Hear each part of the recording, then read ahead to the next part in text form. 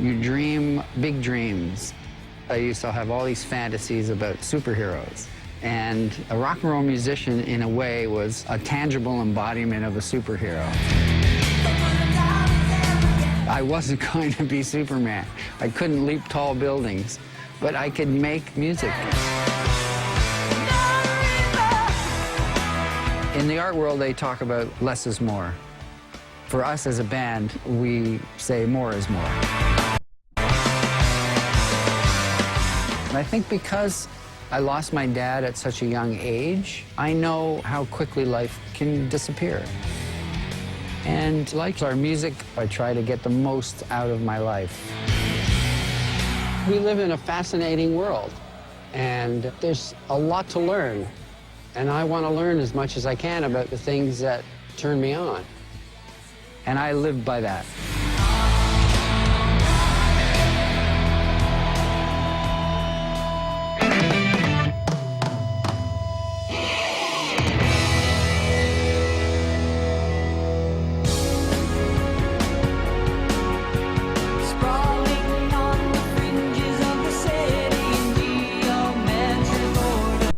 As a kid, I was living in the suburbs, which was boring.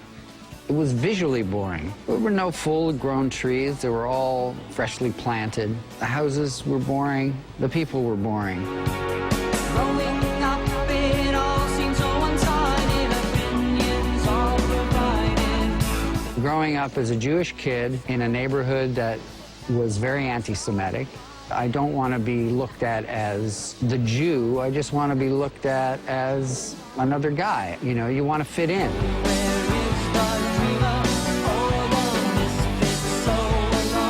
My schoolwork was average, and the comments from my teachers were always, he would do great if he could apply himself, kind of thing. He daydreams.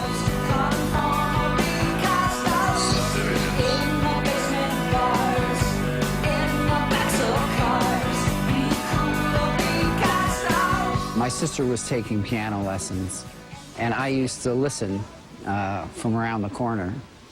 And my sister was struggling with a certain piece, and then after she would leave, I would go in and figure the piece out, or at least a shitty version of the piece, which of course my mother now tells as a perfect, magnificent version of the piece. One day the teacher came and she taught Susie something new. And I invited her for tea, and we were sitting, and all of a sudden we hear playing. And the teacher says, you know, I have to go and congratulate Susie. She really did a good job. And we walked, and it was Geddy. And the teacher said to me, you can't let this go. This child has a very good ear for music. Pretty woman, walking down the street. The first kind of music I heard that made me want to buy a record, I think, was Roy Orbison. There was something about his voice and the guitar in Pretty Woman. The tone of that guitar stood out to me, and the nature of the riff stood out to me. That made me think about that instrument. I begged my mother to allow me to buy this guitar that my next-door neighbor was selling. And once I got this little acoustic guitar, I realized I could figure the songs out. And that was an incredible feeling for a kid who never really distinguished himself in any sports or academia or socially. This was a start for me to find something that I was good at doing. It changed my life, that stupid little guitar. I was meeting other nerdy misfit kids in my suburb that also had an interest in music, and we then agreed that we would form a band, and we began jamming at my house. I remember the neighbors with the kids were going to sleep, so they asked the band just to stop at 8 o'clock, and so they did. It was very loud. It was loud music. I had started as a guitar player, but the bass player that we had, his mother wouldn't let him play with us. So we needed a bass player, and I liked the fact that nobody played bass, so it was kind of unique. I dug that. I've always been drawn to bass players that have an interesting tone. My heroes were Jack Bruce and John Entwistle, Jack Cassidy from Jefferson Airplane. These were amazing players, so that's all I thought about, was being like them.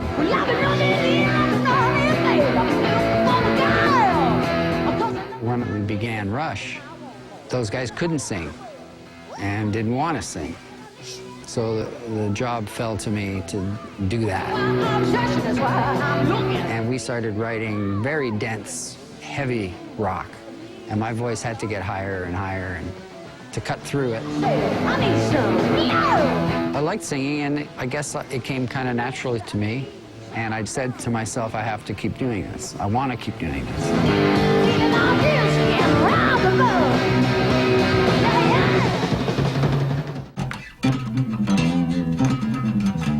This is, without question, my favorite instrument on the planet.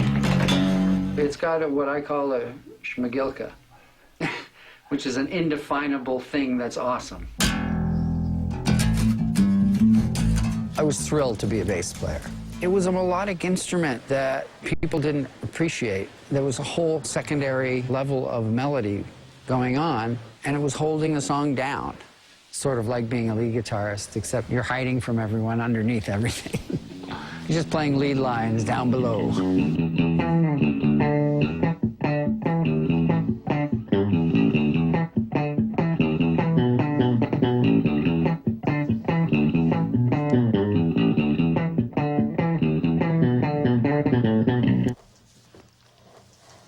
It's not bad.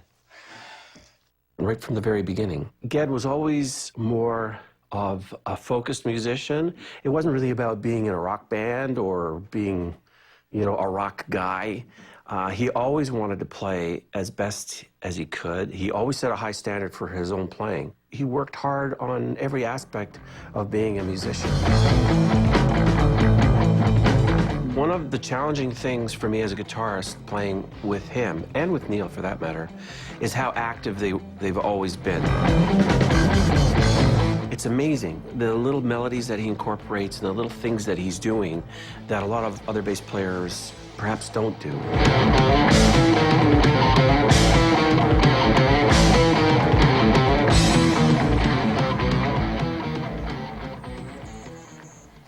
We are at the former site, the ruins of Le Studio in Quebec, Canada. We spent almost 20 years in this place, recording, mixing, writing songs. You can smell the neglect. Yeah, so this was the main recording room. My drums will be set up either right here or at the other end, and the piano is still there.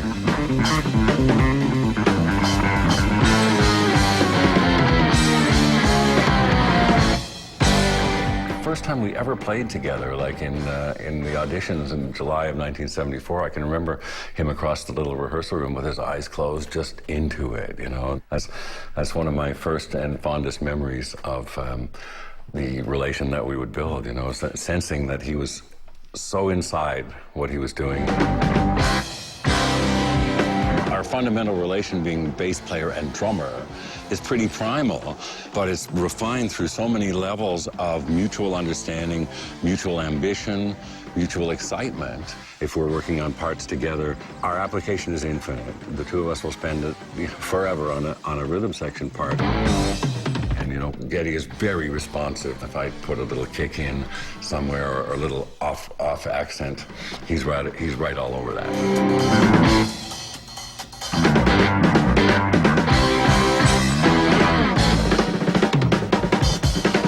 For me as a bass player, I have to figure out what is going to drive the song. What is this song about? And the bass has to serve that. If it's about rhythm, then I focus on that. So, I'm the glue that the drums adhere to. I think a lot of his style comes from the fact that he is a vocalist. And he wants to create a good bass for his vocals so that there's a good connection between the vocal melody and the bass melody. Living on a lighted stage approaches the unreal.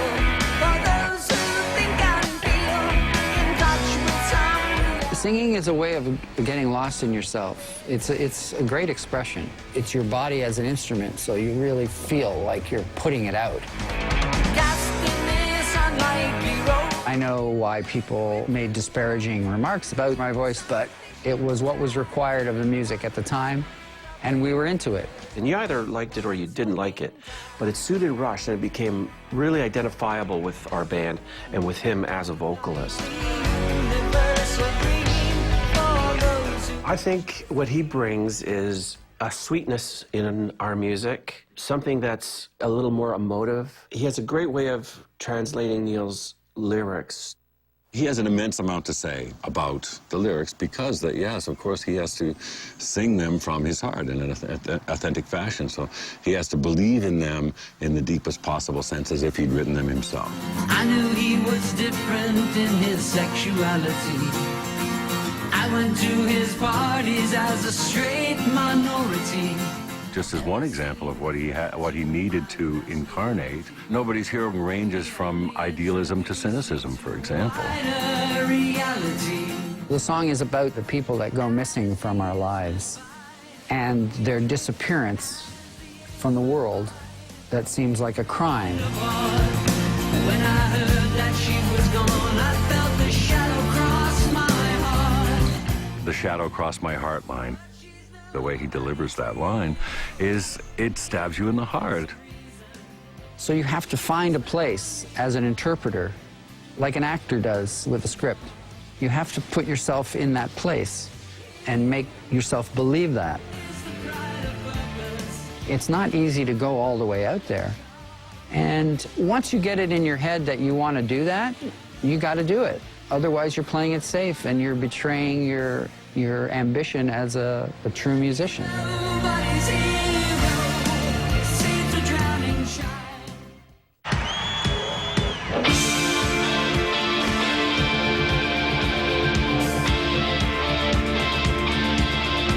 With Rush, the desire was just to make it better, to make it more. How can we maintain a three-piece band, yet have all the ambitions musically that we want to accomplish? We're always trying to bring some new thing into our sound. So keep doing all that, but let's do it on this many levels. Let's do it like this. All that we can do is just survive. All that we can do to help ourselves is stay alive. We got interested in keyboards at a certain point because we didn't feel there was enough music. So we wanted to add textures and sounds and other kinds of instruments to bring more music into that, 8 minutes, It's all about more music and more melody. Started with double neck guitars. Then came bass pedals. Then came mini Moogs, synthesizers. Then came monstrous construction of Oberheim, ill-fated devices. On and on and on until we were wrestling technology and really inventing technology for the three-piece. Well, I think that's how he keeps himself going, like, creatively, is to be challenged by, adding the keyboards, adding the sonic textures of the keyboards, not because he wants to play keyboards and not because he wants to be a synth programmer, but because those textures suddenly open up a new way of approaching things musically. You had a new interface machine. What does that do? Here's my big unit right here. What it does is enables me to trigger my gigantic synthesizer with my feet. Having to work on so many levels as part of the composition, arrangement, songwriting part of the band, and then also thinking as the bass player, the keyboard player, the vocalist, and the necessary mental and physical choreography that takes is immense. He's a bass player, singer, and a powerful three-piece rock band. Right there, it's a big job, and he does it in a way that not many people have ever been able to do. 1 minute he's a singer, the next minute he's a bass player, and the next minute he's arranging. It becomes such a complicated juggling act to keep it all in the air. And I've often suggested, look, let's just get somebody, to come and play those parts. Well, it's been a mark of pride that he never will surrender that. I think you owe it to whatever you're doing to make sure you're not fucking it up. And the way you make sure you're not fucking it up is to turn the thing over in your hand and examine it from all aspects. Every decision I make, I feel I have to look at it from every perspective. And not everyone is cursed with that.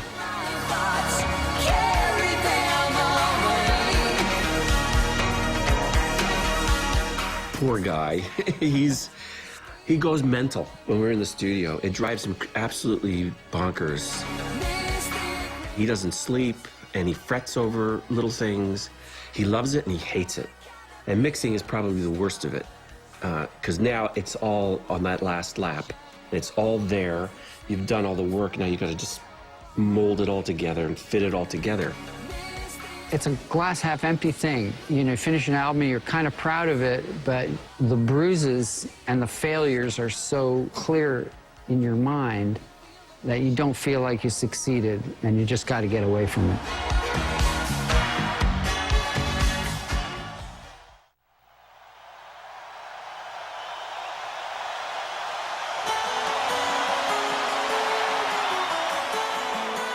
I love everything about baseball. It's one of the most pleasurable escapes from reality that I have. It's wonderful. It's a real distraction of all the tension, all the hyper pressure, all that stuff. I'm big into distractions, and that's one of the best ones. And the men who hold high places must be the ones who start. Get over here and give us some tips, will you? Geddy, how are you, man? I'm good, I'm great. The tour's over and everything? Yeah, I took a year off, probably next spring, and probably do a world tour. Well, you probably need some rest, man, huh? Yeah, I'm an old guy, I need to get my rest. I started getting interested in baseball because I was bored stiff during the daytime on tour, and the Cubs were always on in the afternoon from Wrigley Field. And so it was a great entertainment, and that's how I first got into it, as entertainment. And then I started getting interested in the history of the game because I would hear announcers refer to this great game or that great game or this player, and I go, I don't know who that is, so I have to find out who that is. Hall of Fame pitchers, the greatest pitchers ever: Satchel Paige, Grover Cleveland, Alexander, Cy Young, Walter Johnson, Dizzy Dean, Lefty Gomez, Dazzy Vance, Christy Mathewson. That is maybe the rarest ball that I own. He is real obsessive with the game, and he loves the game. I mean, I think that I kind of know a little bit about the game, but his levels of interest go so deep. Babe Ruth, Lou Gehrig, Roger Maris, Mickey Mantle. I would say he's used his fame and success and his notoriety for good rather than evil, for instance. He hasn't sealed himself away in a gold mansion, right? He is really, his enthusiasms are common and real. We'll go to the wine cellar. You can see that the shelves quickly fill up and you don't have enough space. So why wine? Promoters would give us gifts of wine, and I would bring them home and put them in a little wine fridge and rarely crack them open. I started cataloging them just to see what I had and reading up about them. And once I start reading about a thing, it's over for me, because I start reading about the different regions of France that the wines were from and the different vineyards and the history of the chateau. And then I want to go there, and then I want to go to the chateau, and I want to drink the wine. And then you drink the wine after you know a bit about its background, and it tastes better. Obsession does have rewards. There's a certain amount of it that is a gift. And then you need the instinct of discipline and application and never being satisfied, which is a permanent drive for him.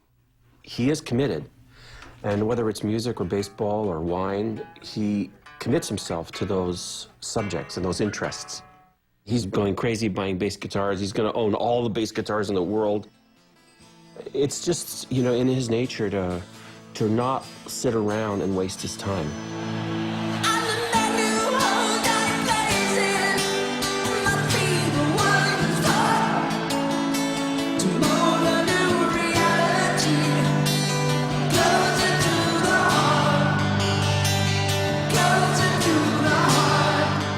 I think when Geddy's going to explore something, he explores it whole.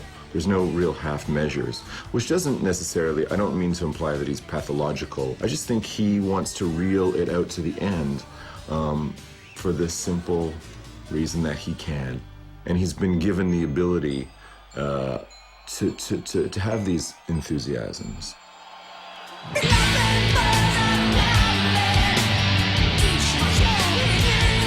I try to savor my life. I try to get the most out of my life because I feel the clock ticking. I know how quickly advantages can disappear, so I try to appreciate my opportunities. And when I think of what drives it, it's trying not to miss the moment, you know. It's fleeting, our time here. We gotta get it all done. Thank you very much. Good night.